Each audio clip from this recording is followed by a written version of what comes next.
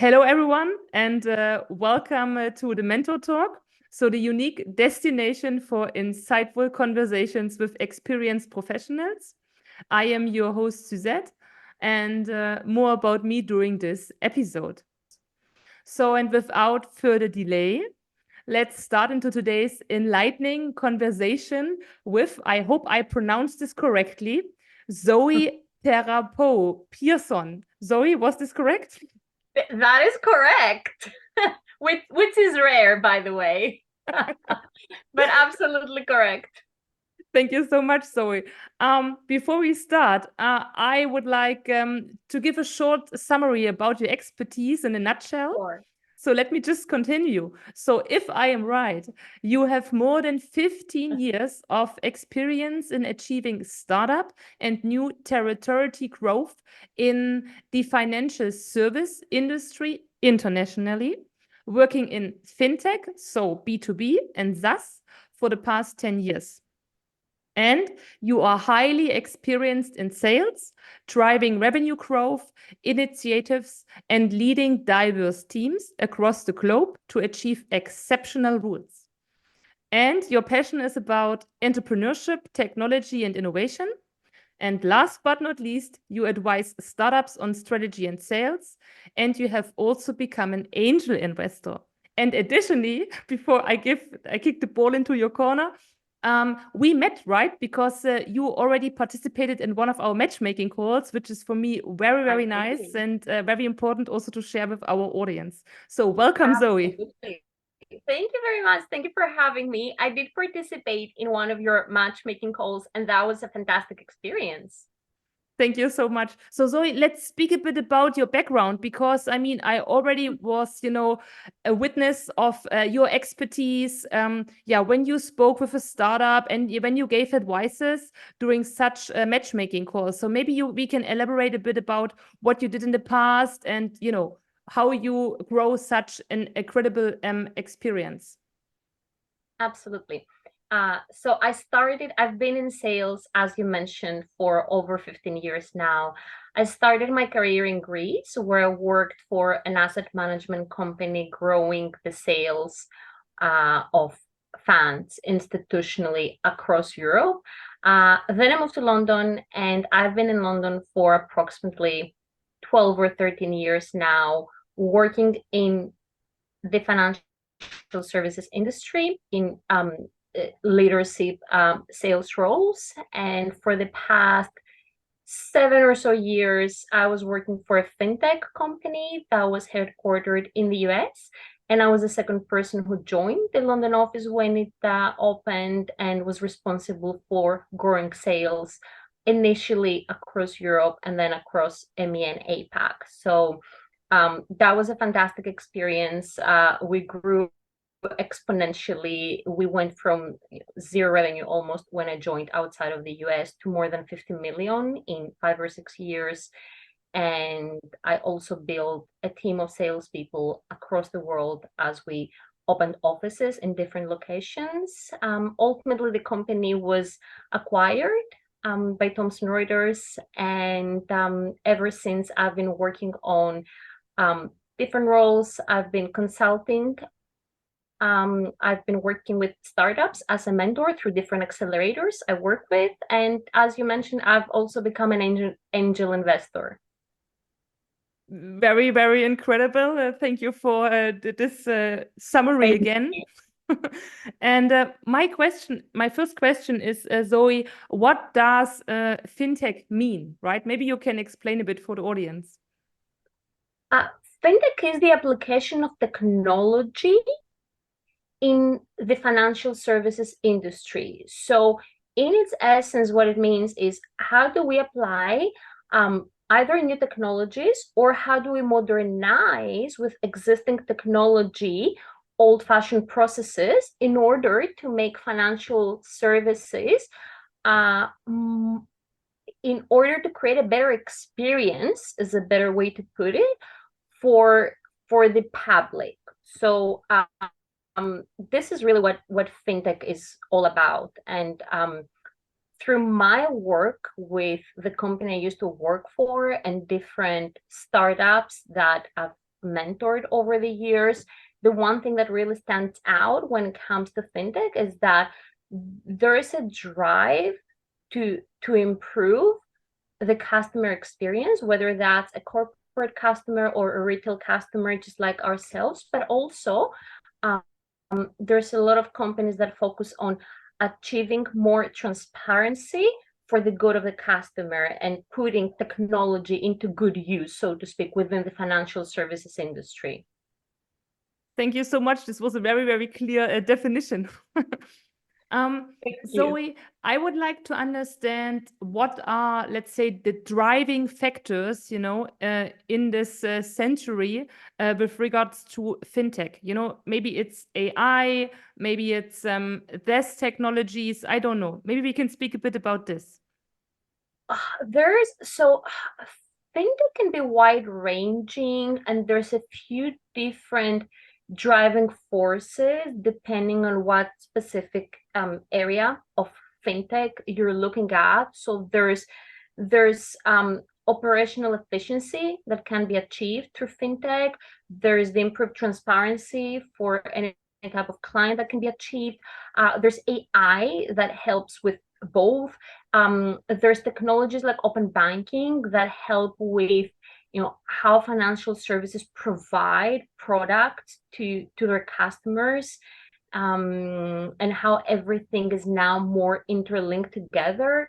I would say that payments, payment technology, to put it correctly, and AI are now the driving forces behind fintech. At least I would think that's the case in 2024, after a lot of different waves fintech has been through over the years. What do you think is the role of cryptocurrencies in this whole picture? That is a very, very tricky question. I think that blockchain has a valid reason to exist within the industry, and it can, if used properly, solve a wide range of issues that have been affecting the industry. When it comes to cryptocurrencies specifically, I haven't yet seen a way for them to become mainstream. So that's the one thing that I can't see yet a path to that, if I'm honest. And then the second thing that I'm struggling with, I've always struggled with cryptocurrencies as an economist as well, because I'm a trained economist. Then I did an MBA, and I've been working in the industry for 20 years almost. As an economist, I'm struggling to find the underlying or inherent value to that kind of investment. I'm just not, I grew up with a father that was explaining to me how to pick stocks when I was 5 years old, through technical analysis and looking at the fundamentals of the company. I didn't understand any of that when I was 5, but he kept hammering on until I was way too old. So growing up with that distinct understanding of how you value based on something different asset classes makes it very hard for me, also as an economist, to understand the underlying value of cryptocurrencies. That's not to say there's no value, but I'm still trying to wrap my head around how it could work. Thank you so much. Maybe we have here something in common. I mean, I'm not an economist as you are. I have no financial background or something like this. I just, have, of course, personal interest, in this changing world of cryptocurrencies. And yeah, it's very interesting for me. But thank you so much for sharing your thoughts. Of course. Okay, the next question I would like to ask you is about you being a mentor or an on-demand expert helping startups, for example, in the SaaS industry. Maybe we can speak a bit about SaaS, so this will also help our audience to better understand what we are talking about. Absolutely. Well, there's a few things that I discuss with all the startups that I work with. And the first thing that I try to understand is what exactly the problem they're solving is and how it fits into into the market, how they're doing when it comes to competition. I think I've met with a lot of startups that don't really know what their place is within the market. They don't have a unique, competitive advantage. They don't have a vision. So I do think it's very important to define who you are and who you want to be in a market. Then we look at strategic options, which range from, what's your ideal customer profile, what's your buyer persona, how are you going to craft a strategy that will specifically target these customers so you are efficient with your sales practices and you don't waste any time going after a huge market that may not be your target market, which is the one mistake a lot of startups do. And I've even seen companies that are not startups make that mistake. So I think being laser focused on who you're targeting and making sure you have a strategy to specifically go and target that type of customer you're interested in is of paramount importance. And then the third thing to that is, well, how do you do that? So once you've put everything together, you know your vision, you know what your strategy should be, how do you do it? How do you grow your team? What's the best way to do it? How does your team work day to day? Do they have a sales methodology? How do you hire? What characteristics do you look for when you hire people? How do people spend their time every day so they can be as efficient as possible?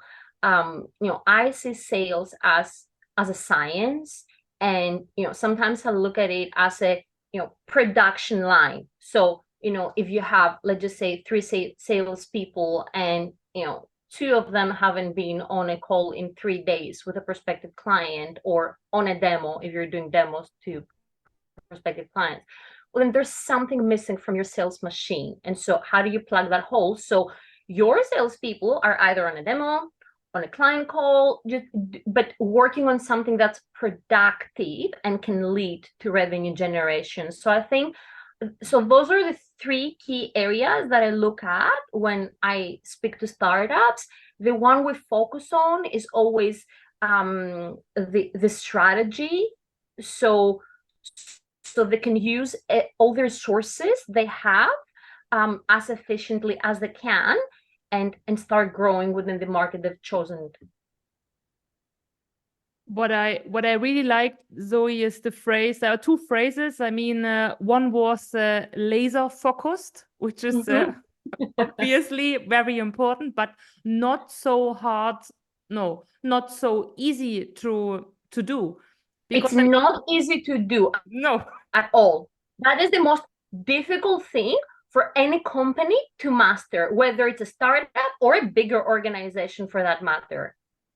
Exactly. So, I mean, we also sometimes struggle with Sales Pro for You doing it. And as I told already, I mean, I was witnessing you giving advices to one of our startup clients. And I was like, afterwards, I was like, well, Suzette, Zoe was right. So we have to laser focus further. So thank you so much. Of course. And then another phrase you just said, which is very beautiful, and I never heard of it so far. It was sales is a science. It absolutely is a science, at least for someone who loves looking at data, like myself. So there's 2 camps when it to sales. One says, sales is an art. You need to build relationships. And other people say, well, sales is science. It's all about data, being targeted, having a strategy, executing ruthlessly that strategy. I believe that sales is a science. And then, if you have the personality flair as well, and you can build relationships, that's a cherry on top. But I definitely think sales is a science. And I've been in sales teams my whole life, and I've consulted with different companies that just don't see sales as a science. They think that just maybe picking up the phone and speaking to random prospective customers is going to do the trick. There's other companies that think that just by hiring salespeople they're going to have an increased revenue, but unless you're very unless you look at sales scientifically, and like understanding data, I just don't know how you can be really successful in doubling your revenue every year and growing exponentially, especially if you're a startup and you need to do that in the first few years of your existence. Yeah, I can only agree in what you just said, and you just opened my eyes a bit further. So thank you so much, Zoe. That's good to hear. So anyhow, let's go back to the software as a service question or companies. Yes. I ask you. So maybe we can speak a bit about this. Will you ask me the question again, please? Of course. We just had a very deep talk, so don't worry about it. Okay, let me rephrase it a bit different. So can you just share one of your like a special story you had during your time being a mentor for a software as a service company or a startup? This would be interesting for me. I can't name names for obvious reasons. There's a few stories I'm very proud of over the years. I worked with a company last year in the fintech industry, in a crowded space of the industry. And the company was about 2 years old, and they already had 100 or 150 clients.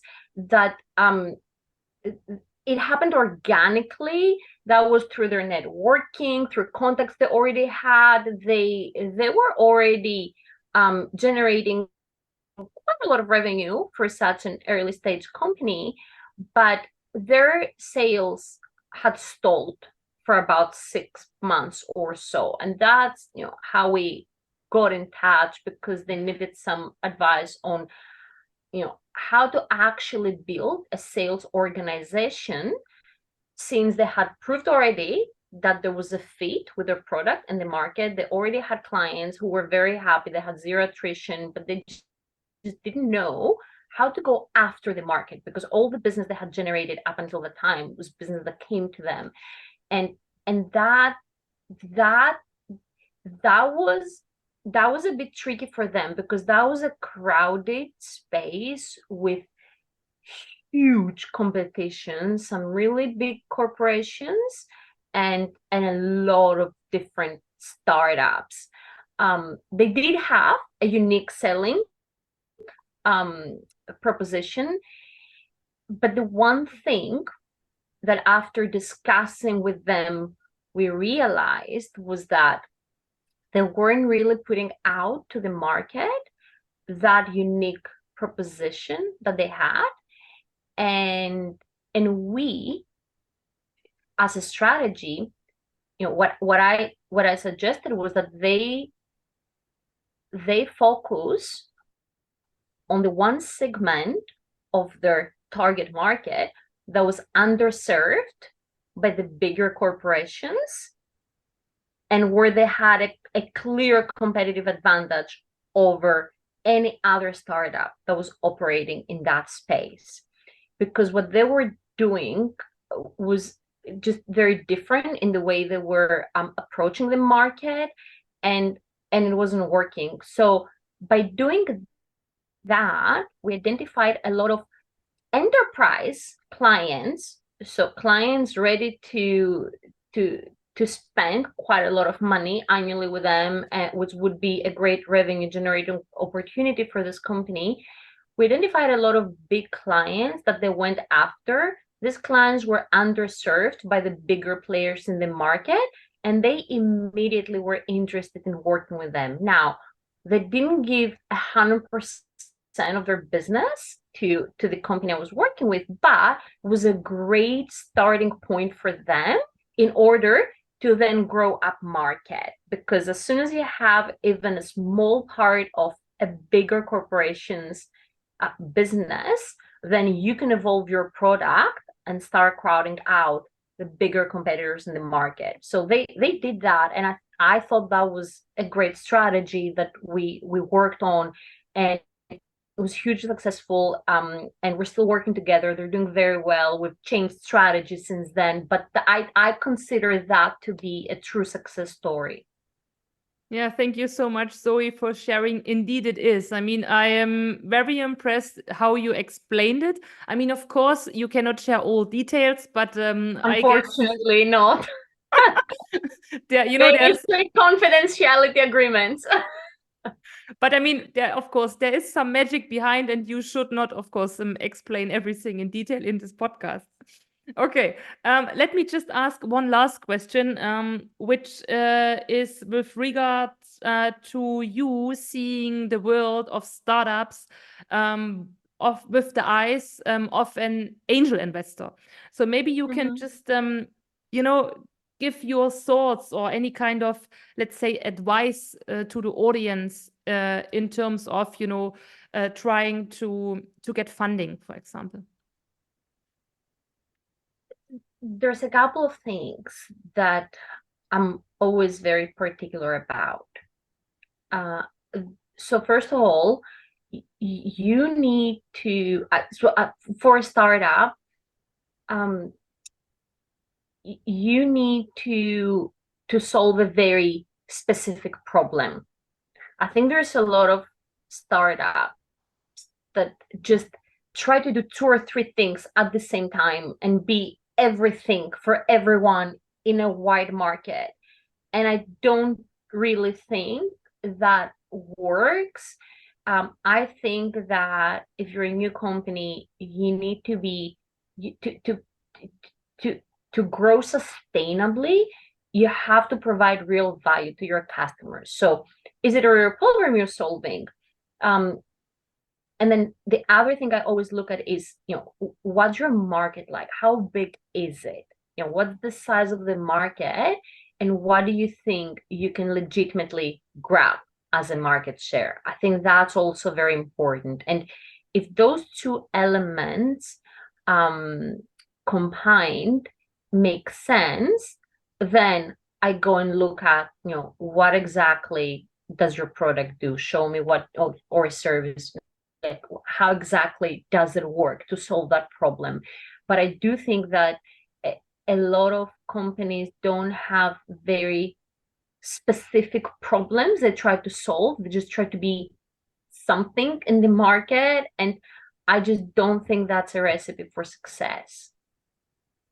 The other thing, I want to add one more thing. The other thing that I'm always going very I'm always stressing when it comes, when I speak to startups, at least, is I always look at the unit economics, and I think that's been overlooked in the past few years. And I know that's not a lot of even venture capital firms decide on where to invest, but to me, the unit economics are one of the single most important things you need to look at when you look at a company's revenue model, financial projections, and chances to succeed in the future. If that doesn't make sense, I just don't know how you can grow in a sustainable way without needing venture capital money every 2 years and burning it.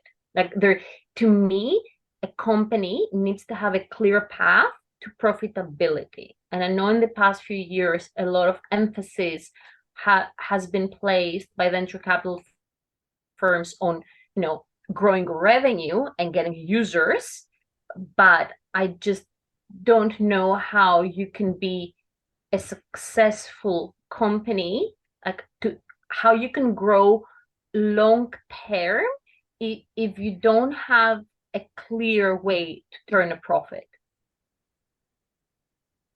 Thank you so much, Zoe. And yes, we are already at the end of our podcast today, so I'm sorry I have to interrupt here. Absolutely. Yeah, so I've been enjoying it too much, so I didn't realize how time went by. Yeah, it's very hard for me to stop you, because all what you are saying is very important also for us, so thank you so much. Absolutely. So this is now wrapping up our enlightening episode of the Mentors Talk today. So thank you so much again, Zoi Therapou-Pierson. And to the audience, one last phrase. Of course, remember, as usual, success is a journey, and having the guidance and the wisdom of an experienced professional makes all the difference. And if you have any feedback, or if you would like to get support by today's expert, Zoi Therapou-Pierson, please reach out to me at mentor@salesproforyou.com. So thank you so much, Zoe. It was a pleasure. Thank you very much. I really enjoyed talking to you. Thank you.